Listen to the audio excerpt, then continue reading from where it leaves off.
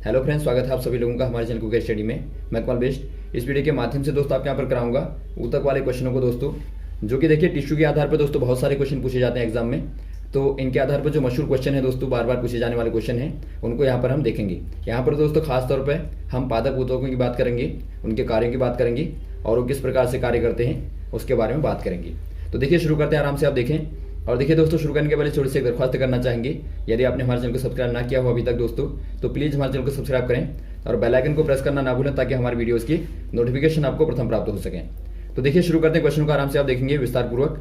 पहला क्वेश्चन आपको दिखाई देता है दोस्तों, न्यूरॉन की बहुत सारी छोटी शाखा वाले प्रवर्धक को क्या कहते हैं। न्यूरॉन मतलब पहले आपको मालूम होना चाहिए, न्यूरॉन दोस्तों इसे हम बोलते हैं तंत्रिका कोशिका, और इन्हीं के द्वारा दोस्तों क्या होता है, तंत्रिका ऊतक का निर्माण होता है, जो कि क्या करता है, हमारे शरीर में दोस्तों एक प्रकार से संचार पद्धति को संपन्न करता है। जो भी हमारी संवेदनाएं होती हैं उनका कार्य करता है दोस्तों तंत्रिका कोशिका, या फिर आप कहें तंत्रिका ऊतक। अब यहाँ पर देखिए दोस्तों, न्यूरॉन में जो यदि आप कोशिका को देखें तो इसका स्ट्रक्चर किस प्रकार का होता है। देखिए ये केंद्रक हो गया, ये पीछे वाला भाग हो गया, और यहाँ पीछे इसका पीछे वाला भाग हो गया। अब देखिए दोस्तों, ये आपका द्रुमिका कहलाता है, द्रुमिका, और यहाँ से लेके यहाँ तक का जो पूरा भाग होता है ये आपका कोशिका काय कहलाता है, और ये दोस्तों आपका तंत्रिकाक्ष कहलाता है, और ये आपका केंद्रक है। तो यहाँ पर आप यदि देखें दोस्तों, ये आपकी द्रुमिका है, ये आपको शाखाओं वाला यही पूछा गया, जो आपको शाखाएं दिख रही हैं इसी को आपको पूछा गया है। तो इनको क्या बोलते हैं दोस्तों, द्रुमिकाएं बोलते हैं। इनके द्वारा ही ये तंत्रिकाएं कोशिकाएं एक दूसरे के साथ में जुड़ी रहती हैं। द्रुमिका को आप दोस्तों डेंड्राइट भी कहते हैं, तो यहाँ पर आप लिख देंगे डेंड्राइट। तो ऑप्शन नंबर आपका बी वाला सही हो जाएगा। और आपको ये भी मालूम होना चाहिए दोस्तों, तंत्रिका कोशिकाएं हमारे शरीर में पाई जाने वाली सबसे बड़ी कोशिकाएं होती हैं। अगला क्वेश्चन यहाँ पर देखिए, तंत्रिका ऊतक की कोशिकाओं को क्या कहते हैं। आपको बताना तंत्रिका ऊतक की कोशिकाओं को क्या कहेंगे। तंत्रिका कोशिकाएं कहेंगे, न्यूरॉन कहेंगे, या प्रोटॉन कहेंगे, या ए और बी दोनों। इनको दोस्तों यहाँ पर देखिए तंत्रिका कोशिकाएं भी कहते हैं, या फिर आप न्यूरॉन भी कहते हैं। तो आपके ऑप्शन यहाँ पर डी वाला सही हो जाएगा, ए और बी दोनों ही आपके सही हैं। और इनसे बनने वाले जो ऊतक होते हैं दोस्तों आपके तंत्रिका ऊतक हो गए, क्योंकि ऊतक कहने का मतलब ये होता है दोस्तों एक प्रकार की कोशिकाओं का समूह। यदि आप एक प्रकार की कोशिकाओं का समूह बना दें उसे ही आप क्या बोलते हैं दोस्तों, ऊतक बोलते हैं। अब यहाँ पर देखिए अगला क्वेश्चन क्या दिखता है आपको, हृदय में कौन सी वाली अनैच्छिक पेशी होती है। पेशी मतलब आपको पहले मालूम होना चाहिए दोस्तों, पेशियां क्या होती हैं। पेशियां हमारे शरीर में क्या करती हैं दोस्तों, हमारे शरीर में संकुचित होकर और प्रसारित होकर दोस्तों गति प्रदान करती हैं। तो यहाँ पर देखिए आपको बताना है कि जो अनैच्छिक पेशी है, अनैच्छिक पेशी का मतलब आप पहले समझिए। अनैच्छिक मतलब दोस्तों जो हमारी इच्छा के अनुसार नहीं चलती, अर्थात वो खुद ही चलेगी दोस्तों, खुद ही अपने हिसाब से कार्य करेगी। तो हृदय में पाई जाती है जो ऐसी, उसका नाम बताना आपको। आपने देखा होगा दोस्तों, हृदय हमारा बार बार धड़कता है, लगभग 72 बार दोस्तों एक स्वस्थ मानव का 1 मिनट में धड़कता है। तो ये दोस्तों उसी अनैच्छिक पेशी के कारण होता है। तो आपको बताना है कौन सी वाली, उसका नाम क्या होगा। ये कार्डिक पेशी होगा, या चिकनी पेशी होगा, या ए और बी दोनों होगा, या रेखित पेशी होगा। ये दोस्तों आपके यहाँ पर हो जाएगा कार्डिक पेशी। क्या बोलेंगे आप, कार्डिक पेशी। तो यहाँ पर आपका कार्डिक मसल हो जाएगा। अगला क्वेश्चन देखिए, आहार नली में भोजन का प्रवाह तथा रक्त नलिका का प्रसार व संकुचन किस पेशी के द्वारा होता है। अब यहाँ पर देखिए दोस्तों, जो आहार नलिका में भोजन का प्रवाह होता है, या रक्त नलिका में रक्त का प्रसार होता है दोस्तों, या संकुचन होता है, वो कौन सी वाली पेशी के द्वारा होता है आपको बताना है। अनैच्छिक पेशी, या ऐच्छिक पेशी, या स्वचालित पेशी, या फिर कोई नहीं। इनको दोस्तों आप कहेंगे अनैच्छिक पेशी। तो ऑप्शन नंबर आपका पहला वाला सही हो जाएगा, अनैच्छिक पेशी ऑप्शन नंबर ए वाला आपका सही हो जाएगा। इनको दोस्तों आप इनवॉल्यूंटरी मसल कहते हैं, अर्थात जो आपके जिनको वॉलंटियर करने की आवश्यकता नहीं होती। अगला क्वेश्चन देखिए दोस्तों, जाइलम पैरेन्काइमा का क्या कार्य है। पहले तो आपको मालूम होना चाहिए जो आपका जाइलम होता है दोस्तों, क्या होता है। जाइलम एक प्रकार का दोस्तों पादप ऊतक होता है, जो कि भोजन का संवहन या संग्रहण करता है दोस्तों। अब यहाँ पर देखिए आपको बताना है कि जाइलम पैरेन्काइमा का क्या कार्य है। ये पानी का संग्रहण करेगा, या भोजन का संग्रहण करेगा, या पानी और भोजन दोनों का संग्रहण करेगा, या खनिज का संग्रहण करेगा। ये दोस्तों पानी का और भोजन का दोनों का करता है, पानी व भोजन। तो ऑप्शन नंबर आपका सी वाला सही हो जाएगा। तो यह एक प्रकार का दोस्तों संवहन ऊतक है। तो ये संवहन बंडल का निर्माण करता है दोस्तों। अब देखिए संवहन बंडल में ही दोस्तों आपके जाइलम पैरेन्काइमा हो गया, या फिर आपका जाइलम फाइबर हो गया, या फिर और भी चीजें दोस्तों होती हैं। अगला क्वेश्चन देखिए दोस्तों, जाइलम में पानी तथा खनिज लवण का ऊर्ध्वाधर संवहन कौन करता है। अब देखिए दोस्तों, यदि आपको पादप में देखना है, पादप में जड़ों में, चूंकि आपको मालूम होगा जड़ों से ऊपर को भोजन ले जाता है जाइलम, तो जड़ों से दोस्तों ऊपर को जो ऊर्ध्वाधर मतलब ऊपर की ओर जो जाएगा, पानी जाएगा दोस्तों या फिर खनिज लवण जाएगा जड़ों के द्वारा माध्यम से, तो ऊपर को कौन ले जाता है आपको बताना है। ये दोस्तों ट्रैकीड ले जाएगा या वाहिका या जाइलम फाइबर या ए और बी दोनों। ये दोस्तों आपके यहाँ पर होते हैं ट्रैकीड्स व वाहिका। तो ऑप्शन नंबर आपका कौन सा हो जाएगा, डी वाला सही हो जाएगा।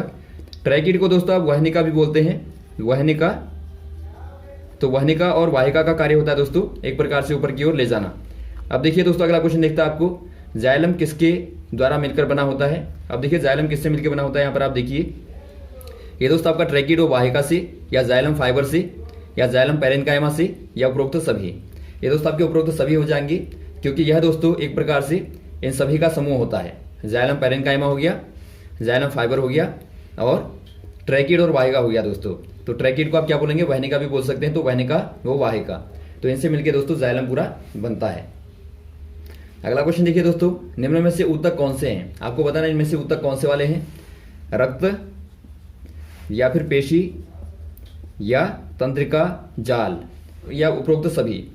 आप देखते हैं पेशी, यह दोस्तों एक प्रकार का ऊतक होता है, और वैसे आप रक्त को देखते हैं, यह दोस्तों एक प्रकार का संयोजी ऊतक होता है, और वैसे आप देखते हैं दोस्तों तंत्रिका जाल जो कि आपका तंत्रिका ऊतक होता है।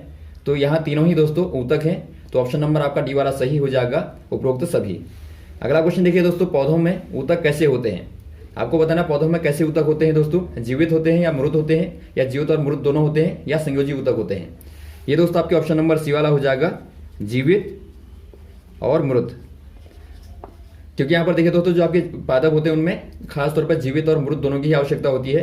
तो ये दोस्तों आपके मृत भी होते हैं, जो आपने छालों में देखा होगा या बहुत सारी जगहों पर होते हैं दोस्तों, जो कि एक प्रकार से रक्षा प्रदान करते हैं। तो वो दोस्तों एक प्रकार से मृत होते हैं। अगला क्वेश्चन देखिए दोस्तों, ऊतकों की विभाजन क्षमता के आधार पर पौधों के ऊतकों को कौन कौन से वर्ग में विभाजित किया गया है। यहाँ पर देखिए दोस्तों आपको बताना है ऊतकों की विभाजन क्षमता के आधार पर। आपको मालूम होगा दोस्तों जो पादप होते हैं, पादपों में जो मुख्यतः वृद्धि होती है वो किससे होती है दोस्तों, एक प्रकार से पादपों में जो ऊतक होते हैं, ऊतक किस प्रकार के, जो विभाजित होने वाले होते हैं, इनको दोस्तों आप बोलते हैं विभज्योतक ऊतक। अर्थात जो विभाजित होने वाले होते हैं उनको आप विभज्योतक ऊतक बोलते हैं। ये दोस्तों बार बार विभाजित होकर अलग अलग प्रकार से दोस्तों वृद्धि करते हैं, और ये केवल कुछ ही भागों में पाए जाते हैं। पादप के कुछ ही भागों में दोस्तों ये पाए जाते हैं। जैसा कि आपका ज्वाला भाग वृद्धि करने वाला होगा वहीं पर पाए जाएंगे, और बाद में दोस्तों यही क्या करते हैं, एक समय के बाद में वृद्धि करना रुक जाता है। विभज्योतक ही दोस्तों क्या करेंगे, एक बार वृद्धि करेंगे उसके बाद दोस्तों स्थायी हो जाते हैं, और वहां से दोस्तों स्थायी होकर स्थायी ऊतक का निर्माण करते हैं। अगला क्वेश्चन देखिए दोस्तों, बहुकोशिकीय जीवों में ऊतकों का क्या उपयोग होता है।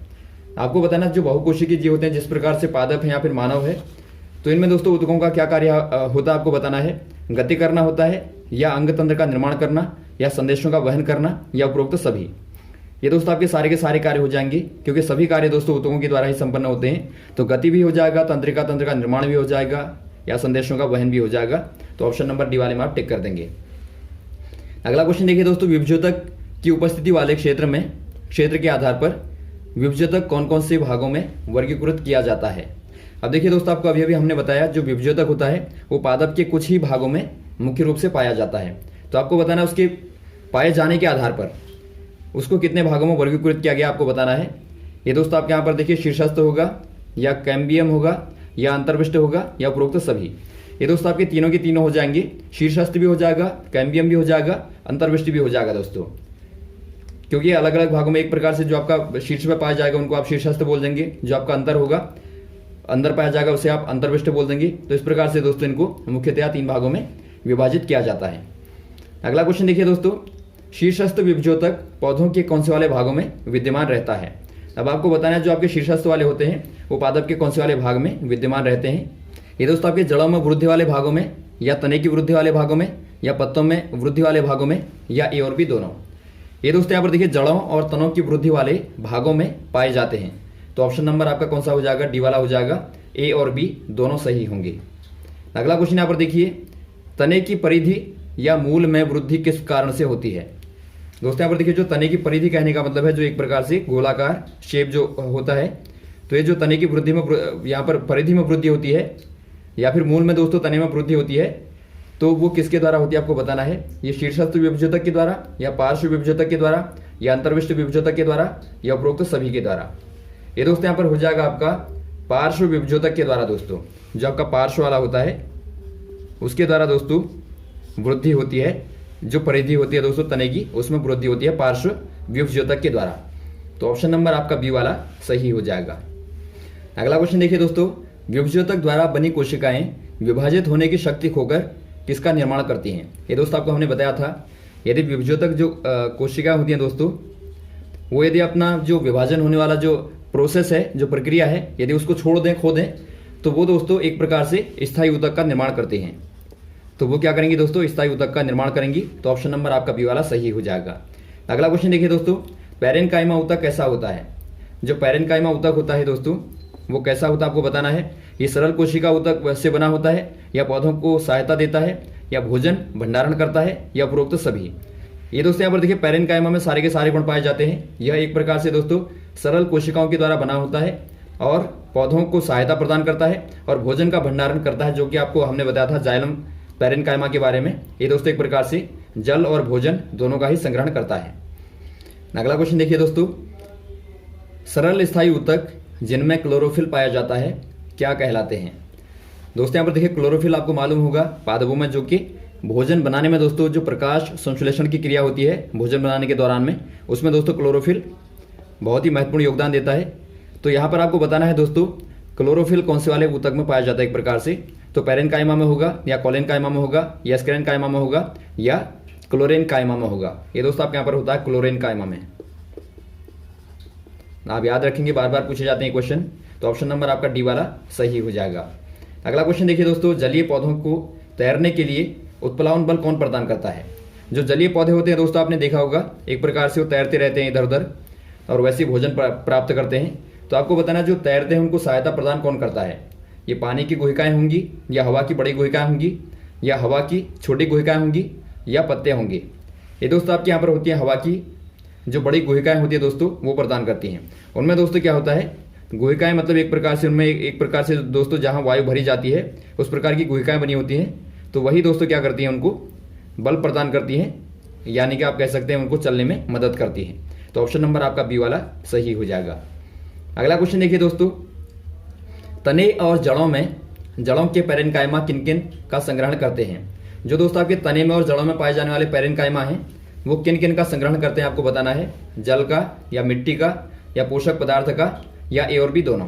ये दोस्तों यहाँ पर देखिए जल का और मिट्टी का दोस्तों क्या करते हैं, संग्रहण करते हैं। जो तने वाले होंगे दोस्तों, तने वाले जल का करेंगे और जड़ वाले दोस्तों मिट्टी का करेंगे। अगला क्वेश्चन देखिए दोस्तों, पौधों में लचीलापन किस स्थायी ऊतक के कारण होता है? ये क्वेश्चन दोस्तों आपका बार बार पूछा जाता है और इस बार आपका नर्सिंग में भी पूछा गया था। तो आपको बताना है कि पौधों में जो लचीलापन होता है एक प्रकार से वो कौन से वाले ऊतक के कारण होता है। ये क्लोरेन्काइमा होगा, या स्क्लेरेन्काइमा होगा, या पैरेन्काइमा होगा, या कॉलेन्काइमा होगा। ये दोस्तों आपके यहाँ पर होता है कॉलेन्काइमा हो जाएगा ऑप्शन नंबर डी वाला। और यदि आप कॉलेन्काइमा को देखें दोस्तों तो यह एक प्रकार की क्या होती है, जीवित कोशिकाओं से बना होता है। जीवित कोशिकाओं से बना होता है दोस्तों, जीवित कोशिकाओं से बना होता है, लंबी कोशिकाएं होती हैं। और दोस्तों इनमें जो कोशिकाओं के बीच में गैपिंग होती है वो बहुत कम होती है, थोड़ा सा गैपिंग रहेगी ताकि इनमें लचीलापन आ सके। तो ये आपको पता होना चाहिए। और ये कहाँ पर पाया जाता है यदि क्वेश्चन पूछा जाए दोस्तों, तो ये एपिडर्मिक वाला जो भाग होता है उसके ठीक नीचे पाया जाता है। एपिडर्मिक दोस्तों आपको पता होगा जो एक प्रकार से लेयर होती है, तो उसके नीचे वाले भाग में ये पाया जाता है। अगला क्वेश्चन देखिए दोस्तों, पौधों को कौन सा ऊतक कठोर व मजबूत बनाता है? ये क्वेश्चन भी आपका बार बार पूछा जाता है दोस्तों। पादपों में जो दोस्तों आपका कठोरता प्रदान करता है उनको या मजबूत बनाता है वो कौन सा वाला ऊतक कहलाता है आपको बताना है। ये कॉलेन्काइमा होगा, या स्क्लेरेन्काइमा होगा, या पैरेन्काइमा होगा, या जाइलम होगा। ये दोस्तों आपके यहाँ पर हो जाएगा स्क्लेरेन्काइमा। स्क्लेरेन्काइमा दोस्तों जो एक प्रकार से होता है बहुत जटिल ऊतक होता है दोस्तों। ये क्या करता है, मजबूती प्रदान करता है। आपने देखा होगा जो आपकी गुठलियाँ होती हैं फलों की, या फलों के छिलके होते हैं दोस्तों, तो उनमें जो आपका जटिल पदार्थ होता है वो दोस्तों एक प्रकार से स्क्लेरेन्काइमा होता है। तो ऑप्शन नंबर आपका यहाँ पर बी वाला सही हो जाएगा, स्क्लेरेन्काइमा। ये दोस्तों एक प्रकार से मृत कोशिकाओं से मिलकर बना होता है। मृत कोशिकाएं होती हैं, लंबी होती हैं दोस्तों, और इनमें कोशिकाओं के बीच दोस्तों बिल्कुल गैपिंग नहीं होती, और तभी दोस्तों ये कठोर होते हैं। एक प्रकार से आप समझ सकते हैं ठोस पदार्थ जो होते हैं उनमें आपकी गैपिंग नहीं होती, वैसे ही बिल्कुल ये भी दोस्तों आपका होता है। अगला क्वेश्चन देखिए दोस्तों, स्क्लेरेन्काइमा ऊतक कहाँ पाए जाते हैं? ये तने और पत्ती के शिराओं में पाए जाते हैं, या बीजों के छिलकों में, या फलों के कठोर छिलकों में, या उपरोक्त सभी में। ये दोस्तों सभी भागों में पाए जाते हैं, तने व पत्तों के शिराओं में भी दोस्तों, बीजों के छिलकों में भी और फलों के कठोर भागों में भी। जहां भी आप कठोरता देखते हैं, मजबूती देखते हैं, वहां पर दोस्तों आपका स्क्लेरेनकाइमा होता है। तो ऑप्शन नंबर आपका डी वाला सही हो जाएगा, उपरोक्त सभी। अगला क्वेश्चन देखिए दोस्तों, नारियल के रेशेयुक्त छिलके किससे मिलकर बने होते हैं? ये क्लोरेनकाइमा या कॉलेनकाइमा या स्क्लेरेनकाइमा या एपिडर्मिक। ये क्वेश्चन दोस्तों आपका बार बार पूछा जाता है, तो ये आपका हो जाएगा स्क्लेरेनकाइमा, क्योंकि दोस्तों आपका मजबूत वाला भाग होता है। तो ये दोस्तों आपका ऑप्शन नंबर सी वाला सही हो जाएगा, स्क्लेरेनकाइमा। अगला क्वेश्चन देखिए दोस्तों, आपको दिखाई देता है पौधों के बाह्य सतह पर एक मोम जैसी जल प्रतिरोधी परत पाई जाती है। ये कौन सी वाली कोशिका से मिलकर बनी होती है? आपने देखा होगा दोस्तों, पत्तों में क्या होता है, एक प्रकार से बहुत ही मोम जैसी बहुत ही हल्की दोस्तों एक परत पाई जाती है, जो कि क्या करती है, जल का प्रतिरोध करती है, या फिर दोस्तों अंदर आने वाले जो कवक होते हैं, कवक या फिर दोस्तों अन्य संक्रामक चीजें होती हैं, उनको अंदर आने से रोकती है। तो ये किससे मिलकर बनी होती है? आपको बताना कोशिकाओं के नाम, एपिडर्मल या एंडोडर्मल या हाइपोडर्मल या कैम्बियम। ये दोस्तों आपके यहाँ पर हो जाएगा एपिडर्मल से बनी होती है दोस्तों। तो ऑप्शन नंबर आपका ए वाला सही हो जाएगा।